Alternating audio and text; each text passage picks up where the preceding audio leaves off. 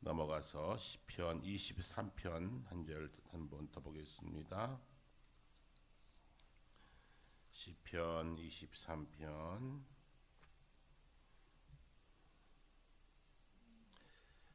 818쪽 되겠습니다. 23편 같이 봉독합니다. 여호와는 나의 목자시니 내게 부족함이 없으리로다. 그가 나를 푸른 풀밭에 놓이시며 쉴만한 물가로 인도하시는도다. 내 영혼을 수행시키시고 자기 이름을 위하여 의의 길로 인도하시는도다. 내가 사망의 음침한 골짜기로 다닐지라도 해를 두려워하지 않을 것은 주께서 나와 함께 하심이라. 주의 지팡이와 막대기가 나를 안위하시나이다. 주께서 내 원수의 목전에서 내게 상을 차려주시고 기름을 내 머리에 부으셨으니 내 잔이 넘치나이다. 내 평생의 선하심과 인자하심이 반드시 나를 따르니 내가 여호와의 집에 영원히 살리로다. 아멘. 오늘은 시편 150편 전체를 통으로 함께 보는 날입니다. 우리가 욥기 지난주에 말씀을 나누면서 고난의 의미에 대한 말씀을 함께 묵상했고, 그 고난의 언덕을 넘어왔던 많은 우리 믿음의 선배들이 고난의 언덕을 넘을 때마다 하나님 앞에 어떤 고백을 드리며 고난의 언덕을 넘어왔는지 시편 150편에는 가득 차 있습니다. 오늘 시편 150편 전체를 통으로 보면서 우리들의 신앙 고백도 이러했으면 좋겠다 하는 마음으로 함께 시편의 말씀을 나누려고 합니다. 우리 같이 보았던 시편 23편의 말씀 너무나 잘 아는 말씀이지요. 예수님을 믿지 않는 분도 이 부분은 좀 아는 분들이 있어요. 그죠? 여호와는 나의 목자시니 라고 성경에 있는 거지 할 정도로 아주 유명한 다윗의 노래입니다. 요즘 제가 보고 있는 새 한글 버전 성경이 있는데 거기에 시편 23편을 제가 읽으면서 좀 새롭다 그래서 제가 여러분에게 다시 한번 새 한글 히브리어를 우리 한국어로 직역한 책입니다. 그러니까 이렇게 번역할 때 번역과 직역이 있죠. 좀 번역한 사람의 생각과 말투와 언어의 방법들을 이렇게 가미하면 번역이 되고요. 직역은 그냥 원래 있는 말을 그대로 옮겨온 건데 히브리어를 우리 언어로 갖고 왔으니까 좀 새로운 면도 있어요. 특별히 히브리어는 쓸 때부터 거꾸로 씁니다. 왼손으로 써도 돼요. 이렇게 씁니다. 히브리어는 브레시트 바라 하엘로이 하샤마이 하레치 이렇게 써요. 거꾸로 써요. 그리고 히브리어는 그 단어마다의 의미를 갖고 있는 단어가 굉장히 많아요. 우리는 음성을 표현하잖아요. 우리 음성 언어인데 히브리어는 의미 언어입니다. 그래서 여러분 의미 언어 가운데 중국어가 의미 언어잖아요. 문자 하나하나의 의미가 있어요. 그래서 어쩌면 우리가 한문을 우리가 알게 됐는데 한문 속에 우리 한국어가 다 이렇게 혼재되어 있어요. 그래서 우리 한문을 모르면 한국말 잘 못해요. 요즘에 학교에서 한문을 안 배운대요. 최근에 다시 이제 한문을 좀 배우기 시작한 학교들도 있는데 한문을 모르니까 애들이 독해력이 문해력이 없어요. 이 뭔 말이요? 우리 한국말인데 못 알아들어요. 그래서 한문을 다시 배운다는 말이 있어요. 한문을 배워야 우리 한국어의 한 3분의 2가 한문인데 어쨌든 뭐 그렇게 우리 살아왔잖아요. 500년 이상을. 갑자기 한글로 바꾸려니까 잘 안 되죠. 순 한글을 차라리 더 어색해할 수가 있어요. 그래서 우리 한문에는 그 의미가 담겨 있기 때문에 한문으로 된 성경을 보면 더 좋대요. 근데 우리가 중국어를 모르니까 그렇게 못하지만 히브리어는 성경을 원래 기록한 원문이거든요. 히브리어 원문을 가지고 그대로 직역한 버전이 새 한글 성경인데요. 우리 한국교회가 한 10여 년 걸쳐서 번역한 아주 대작입니다. 제가 시편 23편을 한번 읽어보겠습니다. 시편 23편 표제가 있습니다. 여호와를 의지하는 노랫말 다윗에게 속한 것. 그리고 그 다음에 이렇게 써 있어요. 혼잣말로 이게 가미되어 있어요. 혼잣말로 한 거예요. 소리 낸 게 아니에요. 혼잣말로 이렇게 되어 있어요. 여호와가 나의 목자 내게 모자람이 없네. 푸른 풀밭에 나를 높이시네. 물가 푹 쉴 곳으로 나를 데려가시네. 내 영혼을 회복시켜 주시네. 나를 이끄시네 의로운 길로 여호와의 이름 위에 설하네. 그 다음에 기도랍니다. 기도. 캄캄한 골짜기를 가야 해도 나 잘못될까 두려워하지 않습니다. 주님이 나와 함께 하시니까요. 주님의 막대기와 지팡이가 내게 힘이 됩니다. 주님이 내 앞에 밥상을 차려주십니다. 내 적들 맞은편에 주님이 기름을 내 머리에 부어주십니다. 내 잔이 넘쳐납니다. 다시 혼잣말입니다. 정말이야, 좋은 것과 한결같은 사랑이 나를 따라다닐 거야. 나 사는 모든 날에 나 여호와의 집에 머물고 싶어. 언제까지나. 좀 새롭죠? 이게 히브리어를 그대로 옮겨온 거예요. 그대로 카피한 거니까 좀 느낌이 달라요. 자, 이 시편 23편을 함께 제가 보면서 참 시인들의 구절구절 담겨 있는 고백들이 너무나 귀해서 여러분 시편은 그냥 훅 지나갈 그런 책이 아닙니다. 특별히 시는요, 그 시어 한 절에도 굉장히 많은 고민과 의미를 담고 있기 때문에 시편은 쑥쑥쑥 보는 것이 아니에요. 뭐 열왕기 상하는요 쑥쑥 봐도 돼요. 그건 역사 스토리니까. 시편은요 그렇게 보시면 재미도 없고요, 의미도 없고요, 이거 뭐야 그러는데 시편은 꼭 씹어 보시면 웬만한 시집보다 훨씬 난 시인들의 감정과 고백과 그들의 마음의 이야기들을 잘 담아내고 있어요. 시편은요 5권의 책으로 되어 있습니다. 원래 하나가 아니라 5권의 책을 모아온 겁니다. 1권은 1편부터 41편, 여러분들 성경 번역 보시면 1권, 2권 표시되어 있는 것들도 있어요. 그래서 5권의 책을 모아온 겁니다. 주로 저자는 다윗이 제일 많고요. 그 다음에 고라자손의 시. 고라자손은 성전에서 하나님을 섬겼던 사람들인데 그 후손들이 남긴 시가 있고요. 솔로몬이 많이 지었고요. 모세도 진 시가 있고요. 대부분 또 많은 것들이 무명의 시예요.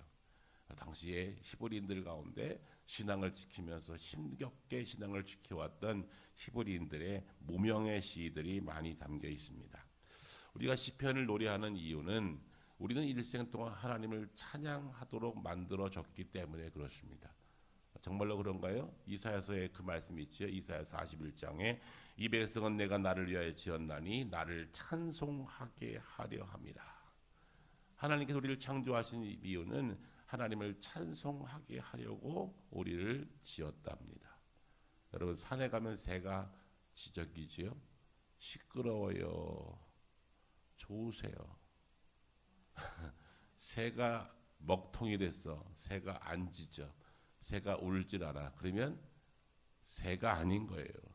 새는요 그 울음소리 가지고 자기들끼리 소통하고 자기들끼리 다 표현한대요. 우리는 뭐 새가 운다 그러죠.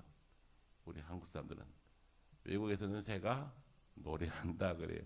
왜 우리는 운다 그랬을까요? 내가 울고 있으니까. 내가 날마다 울고 있으니까 새도 우는 거예요.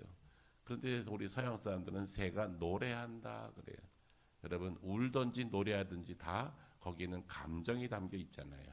그런데 시편에는요 노래하든 뭐 울든 다 좋아요. 여기에는 그들의 신앙 고백을 담고 있어요. 하나님께서 우리를 찬송하도록 만들었답니다. 그래서 시편은 하나님을 향한 하늘의 언어다 그럽니다.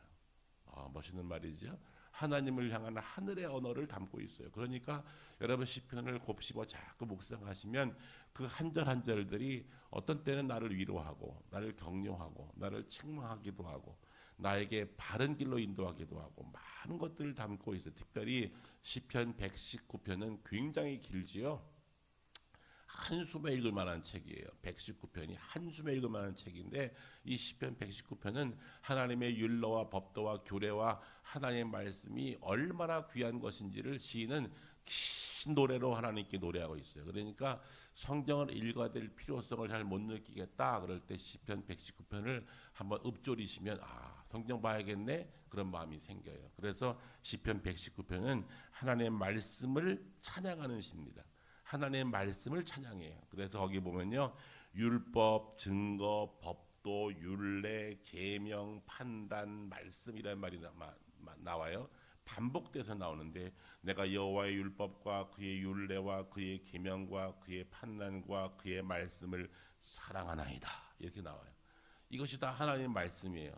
하나님의 말씀은 때로는 율법이 되고 증거가 되고 법도가 되고 계명이 되고 판단이 되고 말씀이 돼서 우리에게 다가온다. 그러니 시편 119편은 굉장히 좋은 책입니다. 성경 읽다가 지칠 때 한 번씩 소리내어서 읽어볼 만한 책이다. 그러면 정신이 번쩍 납니다. 아, 이런 책이었구나. 그래서 시인은 하나님의 말씀에 대해서 집약적으로 119편에 모아놓고 있어요. 그러면서 시편에는 여러 가지 주제가 있는데 시편은 주제가 다양합니다. 그런데 대충 18가지 주제를 담고 있어요. 18가지 주제를 쭉 담고 있어요. 첫 번째 시편은요. 복 있는 사람은 어떤 사람이냐. 1편부터 8편까지 복 있는 사람에 대한 이야기를 하고 있습니다. 여러분, 복 있는 사람 하면 우리가 늘 떠오르지만 복하면 떠오르는 게 뭐예요? 돈, 건강, 뭐 이런 거, 자식, 뭐. 우린 수준이 그래요. 우리 수준은 거기에서 머물러 있어요.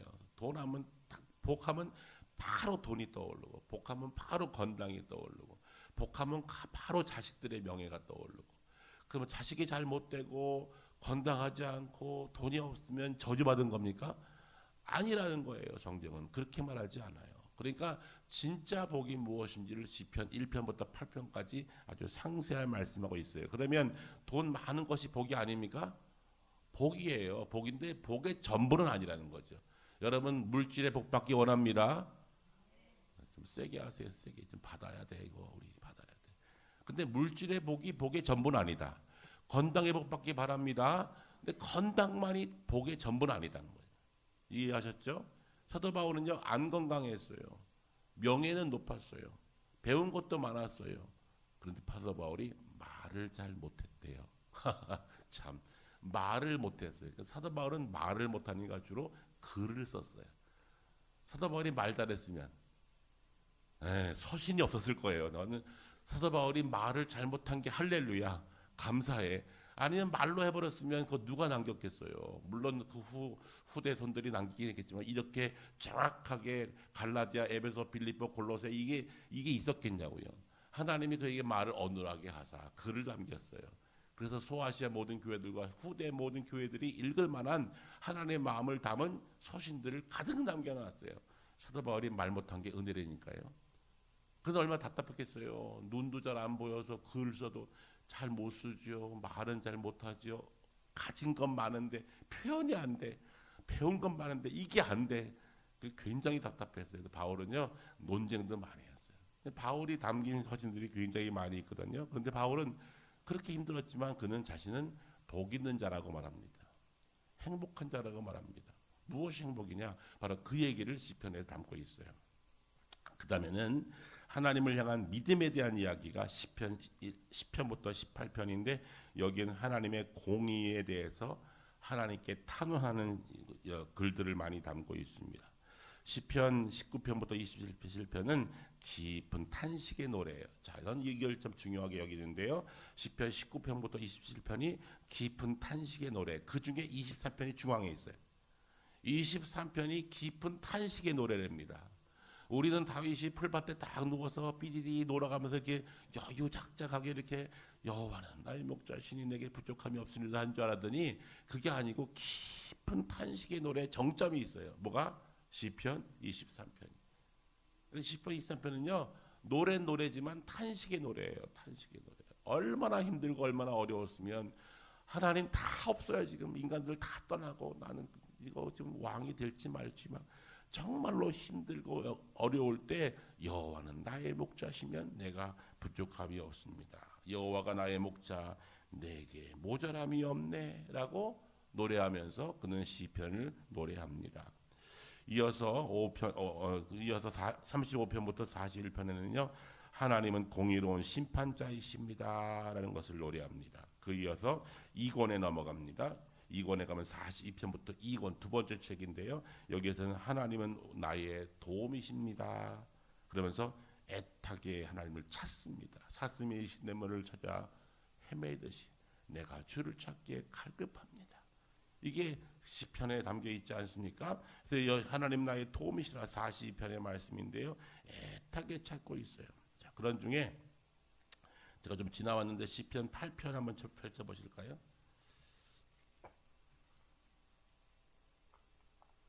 시편 8편. 자, 오늘은 시편만 할 거니까 시편을 딱 펼쳐 놓으세요. 딴 거 안 할 거예요. 시편만 할 거예요.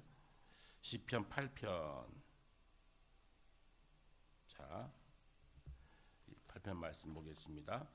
여호와 우리 주여, 주의 이름이 온 땅에 어찌 그리 아름다운지요. 주의 영광이 하늘을 덮었나이다.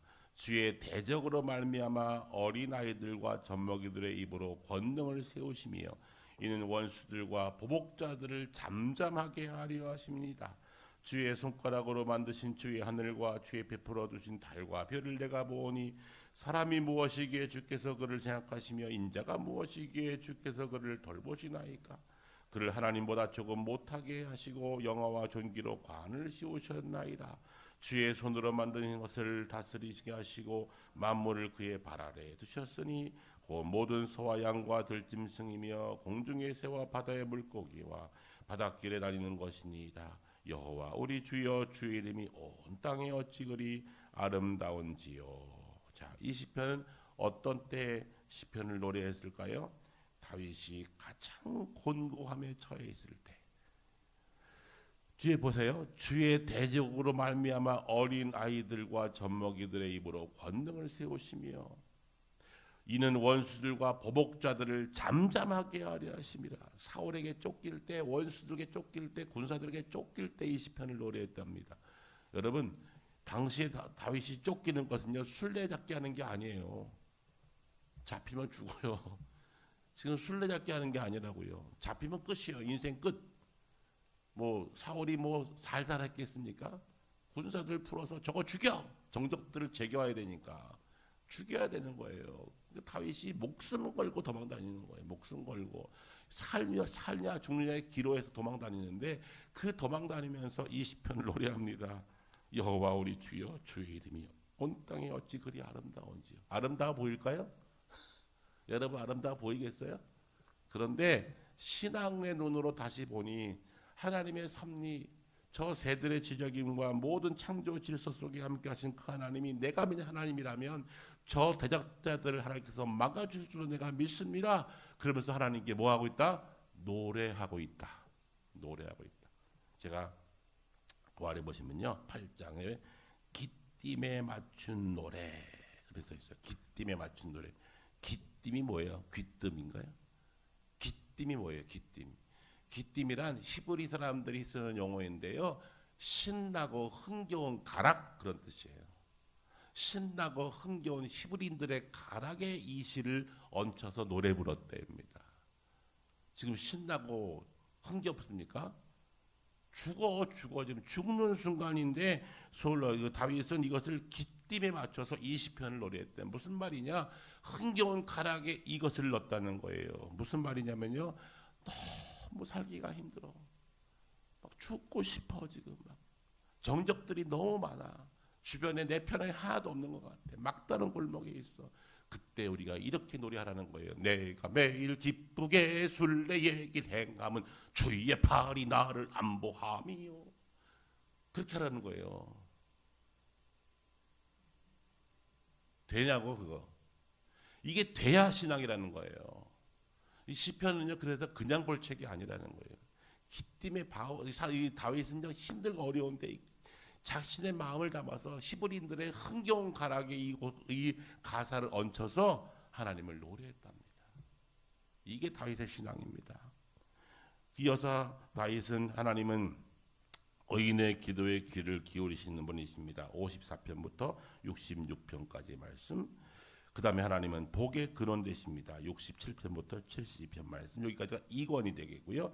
이어서 하나님께서 행하신 놀라운 일들을 찬양합니다. 놀라운 일들을, 그러면서 73편부터 78편인데요. 하나님의 행하신 일들을 조목조목 찾아서 노래하는데 이 부분 보시면요, 야, 하나님 기가 막힌 분이시네. 다윗이 만났던 하나님이 하신 일, 나를 통해서 하신 일들을 가사로 만들어서 하나님께 노래했어요. 여러분, 하나님이 여러분 일생 동안 하신 일들을 한번 적어보셨습니까? 무슨 일을 했습니까?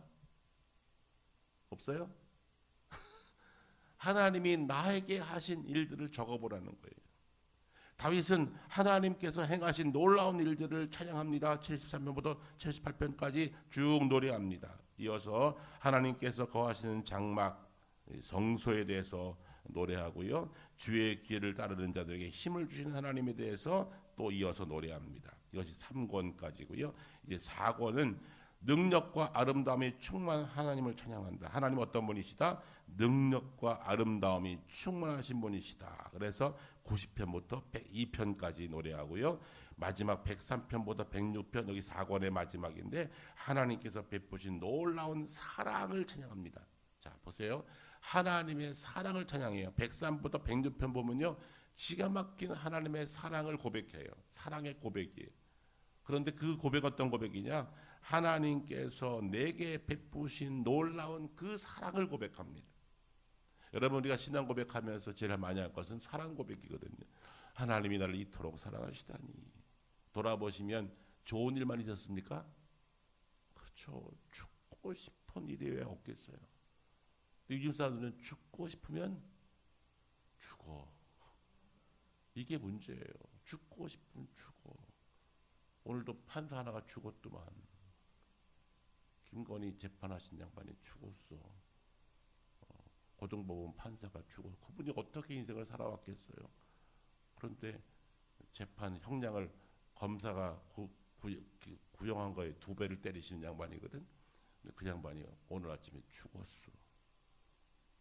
그것도 법원에서 돌아가셨어. 추신 자살했어.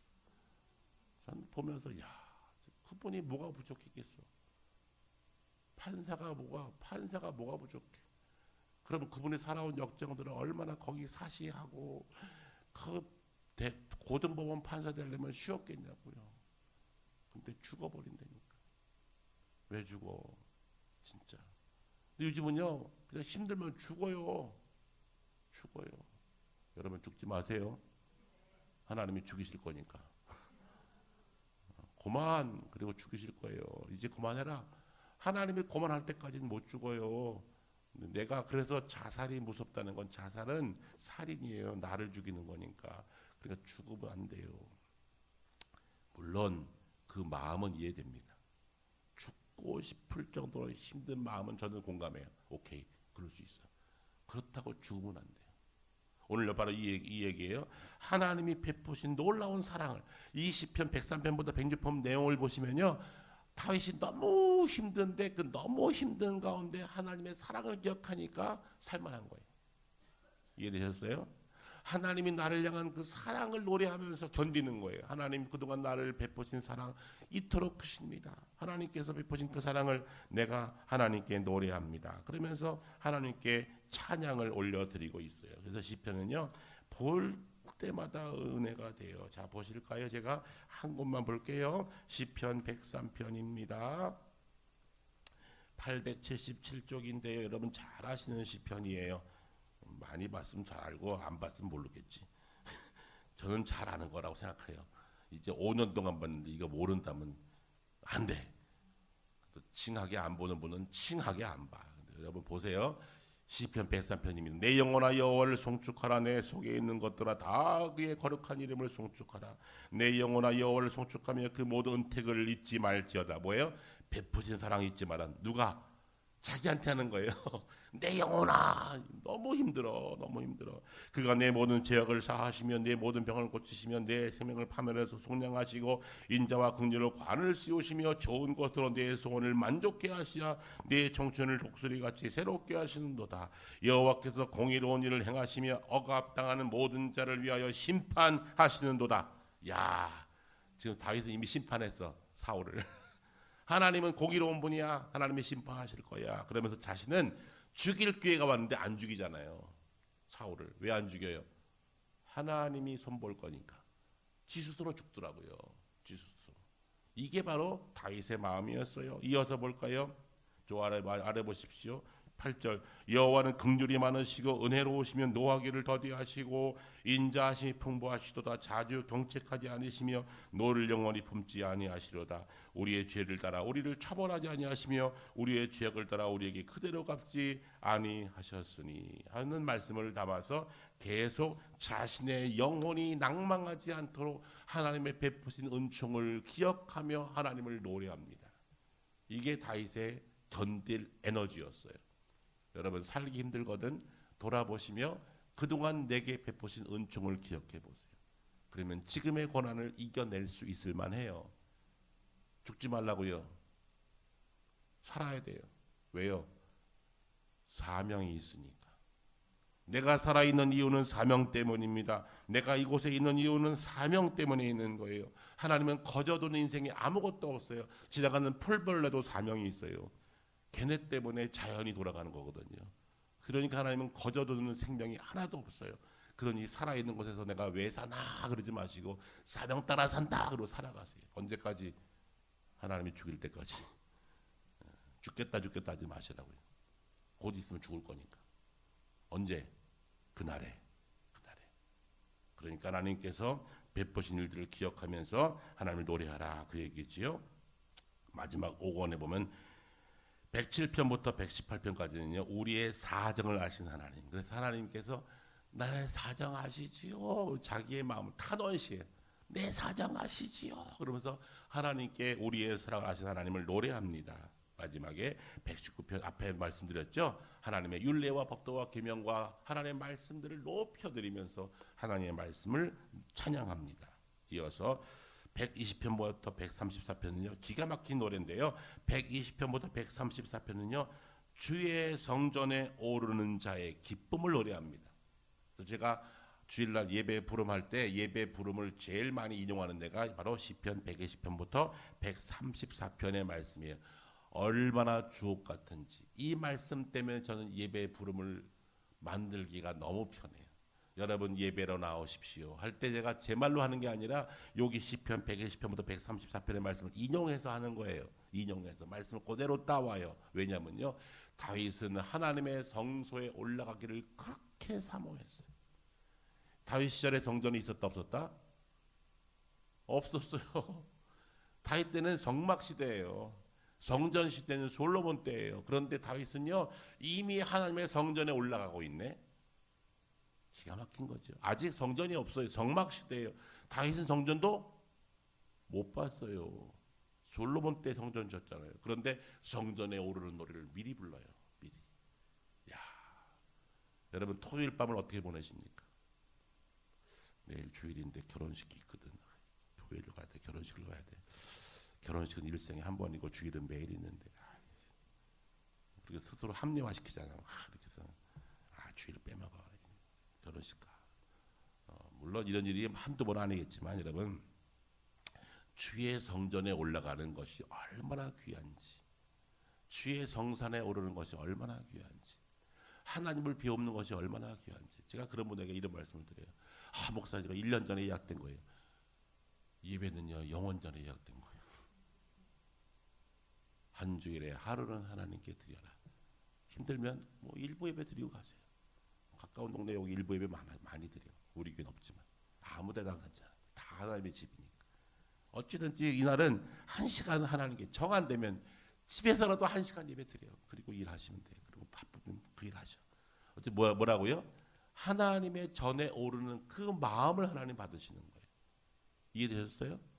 네. 주의 성전에 오르는 것은 기쁨이다라고 다윗은 노래합니다. 그러면서 마지막에 하나님은 인생을 감찰하시는 분이십니다. 무슨 말이냐면요. 자신도 스스로가 두려웠어요. 하나님은 인생을 감찰하시는 분입니다. 사울왕과 정적들도 감찰하지만 나도 하나님은 나를 감찰하신다. 이것을 알았어요. 그래서 135편부터 142편까지의 말씀인데요. 시간이 없어서 그냥 다 할 수 없는데 바빠요 지금. 135편 이하 쭉 보시면 하나님께서 어떻게 우리 이 나라와 이 백성과 이 우리 모든 후손들을 어떻게 하나님께서 감찰하셨는지 그동안 지어왔던 역사를 쭉 다 훑어봅니다. 그래서 출애굽부터 시작해서요 이스라엘 민족들이 겪었던 모든 역정들을 쭉 다 기록하시면서 하나님께서 이스라엘에게 어떻게 다가오셨고 어떻게 감찰하셨고 어떻게 동행하셨는지를 시편을 통해서 노래하고 있습니다. 다 다윗의 시들입니다. 참 다윗은 기가 막힌 시인이에요. 이걸 다 시로 표현을 했어요. 역사를 시로 표현했어요. 마지막 143편부터입니다. 여기는 다 대부분 다 다윗의 시라고 되어 있죠. 다윗의 시 되어 있는데 145편부터 마지막은 150편이 끝이 나는데 이 마지막은 다윗의 시인데 주로 딱 한 가지 하나님의 인자하심과 영원하심과 무궁하심을 노래하면서 마칩니다. 노래하면서. 그러면서 여러분 아시는 대로 150편은 이렇게 하나님을 노래합니다. 할렐루야 그의 성소에서 하나님을 찬양하며 그의 권능의 궁창에서 그를 찬양할지어다. 다윗 시대의 궁창은 우주예요. 우주. 아직 잘 몰랐지만 궁창에서 그를 찬양할지어다. 그러니까 찬양을 안 할 곳이 없다는 거지요. 그의 능하신 행동을 찬양하며 그의 지극히 위대하심을 따라 찬양할지어다. 나팔 소리로 찬양하며 비파와 수금으로 찬양할지어다. 소고치며 춤추어 찬양하며 현악과 통소로 찬양할지어다. 큰 소리 나는 제금으로 찬양하며 높은 소리 나는 제금으로 찬양할지어다. 마지막 호흡이 있는 자마다 여호와를 찬양할지어다. 할렐루야. 와우. 저는 이거 보면서 야 다윗은요 숨 쉬냐? 그럼 찬양해라. 이 상황에도 또 노래가 나와요. 그래도 노래해. 이 얘기예요. 숨 쉬는 것만 숨만 쉬고 있으면 찬양해라. 그러니까 여러분 마지막 여러분이 영혼이 떠날 때까지 찬양해야 되는 거예요. 내가 영혼이 떠날 때 마지막 제가 여러분의 임종을 지켜볼는지 안 볼는지는 정확히 알 수 없어요. 여러분이 내 임종 볼 수도 있고 잘 몰라. 근데 혹시 내가 여러분의 임종을 지켜보게 된다면 저는 가서 노래할 거니까 놀라지 마세요. 아니 목사가 와서 나를 살려줘야지 노래하고 있어. 저 높은 곳을 향하여 날마다 나아갑니다. 하늘 가는 밝은 길이 내 앞에 있으니 노래할 거라니까요. 나 그때 당황하지 마세요. 이 목사가 와서 기도를 해줘야지 노래하고 있냐고. 노래할 거예요. 왜요? 호흡이 있는 자는 여호와를 찬양하라 했으니 천당 갈 때까지 노래하는 의무와 책임 있는 자가 우리예요. 우리는 노래하는 사람들이에요. 그 노래에는 내 인생의 질거와 고통과 고민과 아픔과 절망과 상처가 다 담겨 있는데도 하나님은 그 노래를 받으신대요. 그 노래를 받으신대요. 요즘 우리 트로트가 막 대세잖아요. 이 풀이 꺾이지가 않네. 더해. 근데 여러분 트로트가 왜 이렇게 뜨는지 아세요? 트로트 안에는요 가사 안을 가만보면 우리 민족의 한과 아픔과 상처와 우리 시어머니 며느리들의 그 아픈 얘기가 다 담겨 있고 사랑하는 이들의 그 애절한 사랑이 다 담겨 있어서 꼭 나 같아. 저 가수가 어떻게 나를 만났나? 그래서 그냥 오빠 뭐 언니 뭐 이러는 거예요. 꼭 내 마음을 아는 것 같아. 트로트만 그럴까? 시편이 그래요. 좀 시편을 좀 그렇게 읽어보시라고. 핑크빛 옷고 흔들지 말고. 물론 그것도 하려면 하세요. 그것도 하는 거 좋아. 나쁘진 않아. 그렇게 더 풀리면 해야지 뭐. 근데 그것도 하지만 우리가 그리스도인이라면 시편 150편은 곱씹어 읽을 만한 너무 좋은 노래들을 가득히 담고 있는 책이다라는 것을 여러분들에게 말씀드립니다. 다윗은 탁월한 정치인이면서도 그는 하나님을 사랑한 사람이었습니다. 그는 정치 언어를 아주 잘했어요. 정치 언어를. 그래서 다윗은 정치가였어요. 말을 명확하게 했어요. 그런데 다윗은 정치 언어만이 아니라 기도 언어가 뛰어났던 사람이에요. 어떤 분들이 그래요. 기도 시키면 목사님 제가 기도할 줄 몰라요. 왜 기도할 줄 모르는지 아세요? 안 해봐서 그래요. 저 기도할 줄 몰라요. 그러면요 이렇게 실토하는 거예요. 저 기도 안 했어요. 그 얘기. 기도 안 하고 어떻게 그리스도인입니까? 기도는요 자꾸 하면 늘어요. 말도요 자꾸 하면 늘어요.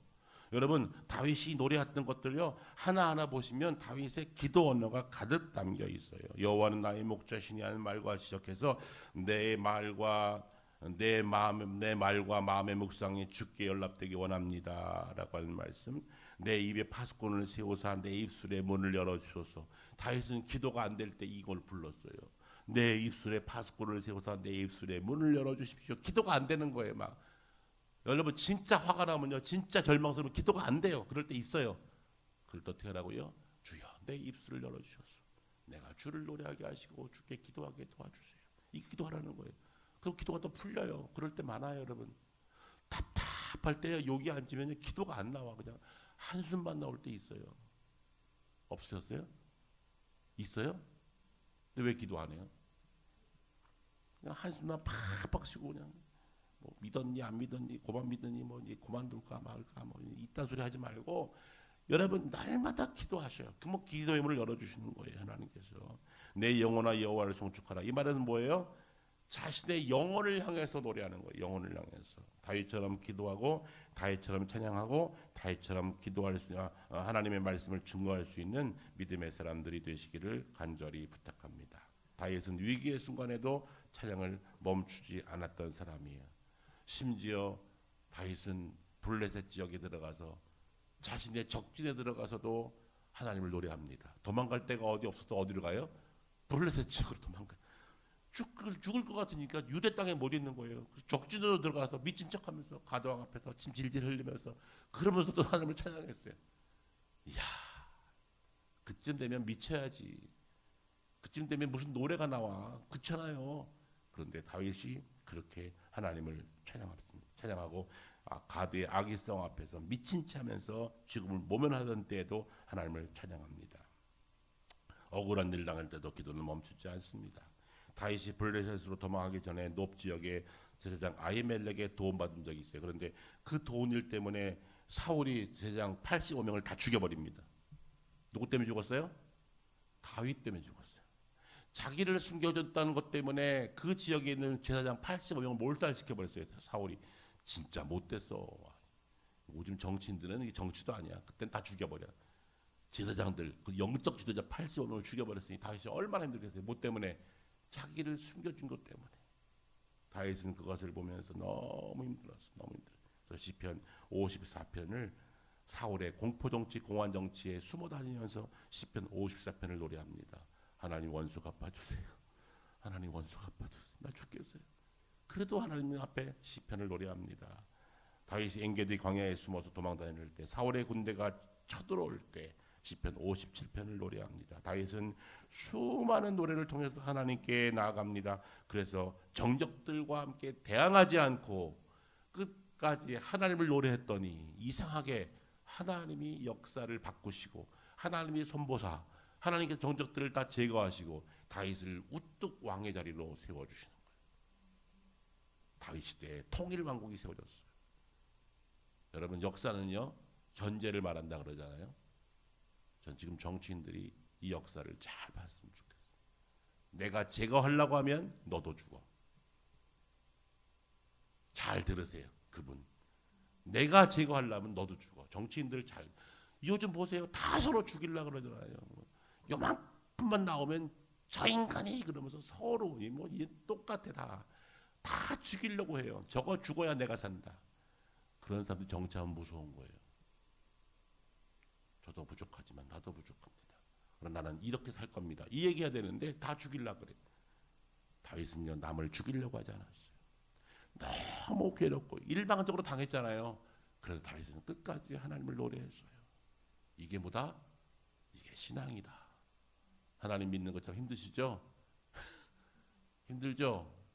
아유, 내가 한성질 하는데 여러분 한성질 안 하는 사람이 누가 있겠어요? 저도 한성질 해요. 저도. 근데 성질을 부릴 수가 없어. 성질 부리면 끝장나니까 쉽지가 않아요. 여러분 오늘 다윗의 시편에 다 그런 노래들을 가득 담고 있으니 힘들고 어려울 때, 억울할 때, 답답할 때, 소외되어 있을 때, 육신이 아플 때, 괴로울 때 이 시편을 곱씹어 묵상하면 이 가운데 나만 아픈 게 아니구나, 나만 힘든 게 아니었구나, 이렇게도 살아왔구나. 시편 속에서 나에게 위로를 주시고 격려 주셔서 나로 하여금 다시 일어날 수 있도록 도와주시기에 하나님은 성경에 이 시편을 담아서 가득 시편 150편을 담아서 우리를 격려하시고 우리를 위로하시고 우리에게 힘을 주세요. 시편 읽을 만한 책이죠. 다시 한번 읽어보세요. 그냥 대충 읽지 마시고 한 절 한 절 곱씹어 보세요. 너무 주옥 같은 시를 담고 있으니 이 시편을 날마다 묵상하는 저와 여러분 되시기를 주의 말씀으로 부탁합니다. 기도하겠습니다.